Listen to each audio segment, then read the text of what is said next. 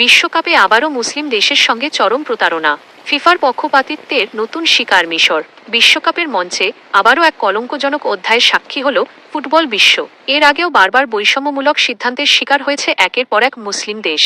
আর এবার সেই অন্যায্য সিদ্ধান্তের সবটুকু সুবিধা দেওয়া হলো আর্জেন্টিনাকে, যার চরম ভুক্তভোগী আফ্রিকার লড়াকু মুসলিম দেশ মিশর। ইতিহাসের পাতায় এই ম্যাচটি লেখা থাকবে এক কালো অধ্যায় হিসেবে, যেখানে রেফারি আর ফিফার বিতর্কিত ভূমিকা আরও একবার প্রশ্নবিদ্ধ করেছে আর্জেন্টিনার জয়কে। মাঠের লড়াইয়ে 11 বনাম 12 দিনটা হতে পারত মিশরের জন্য ইতিহাস গড়ার। ম্যাচের শুরুতেই দুর্দান্ত এক হেডে গোল, এরপর জিকুর জাদুকরি কাউন্টার অ্যাটাক থেকে আরও এক গোল। মিশরের খেলায় কি ছিল না, কিন্তু এই অপ্রতিরোধ্য মিশরকে আটকাতে মাঠের 11 জন আর্জেন্টাইন ফুটবলারের পাশাপাশি যেন মাঠে নেমেছিলেন খোদ রেফারিও।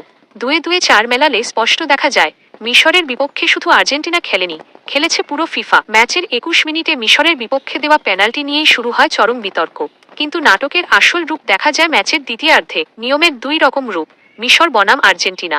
দলের নাম, ম্যাচের সময়, রেফারির সিদ্ধান্ত, ঘটনার বিবরণ।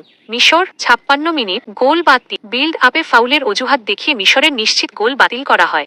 আর্জেন্টিনা 91 মিনিট গোল বহাল। হুবহু একই রকম ফাউল থাকা সত্ত্বেও আর্জেন্টিনার গোল বহাল রাখা হয়। রেফারির বাঁশি ছিল নীরব। একই ম্যাচে একই অপরাধে দুই দেশের জন্য দুই রকম আইন। এই দ্বিচারিতার বিরুদ্ধে মিশরের খেলোয়াড় ও টিম ম্যানেজমেন্ট প্রতিবাদ করতে গেলে উল্টো তাদের দিকে একের পর এক কার্ড ছুড়ে দেন রেফারি। মুসলিম দেশের ওপরই কি ফিফার সব ক্ষোভ? ফুটবল প্রেমীদের মনে এখন একটাই বড় প্রশ্ন, বিশ্বকাপের সব শত্রুতা কি কেবল মুসলিম দেশগুলোর সাথে? ইতিহাস কিন্তু সেই সাক্ষ্যই দিচ্ছে। ইরানকে বিশ্বকাপ থেকে বিদায় করতে চালানো হয়েছিল নানা প্রচারণা, শেষ মুহূর্তে বাতিল করা হয়েছিল তাদের ন্যায্য গোল।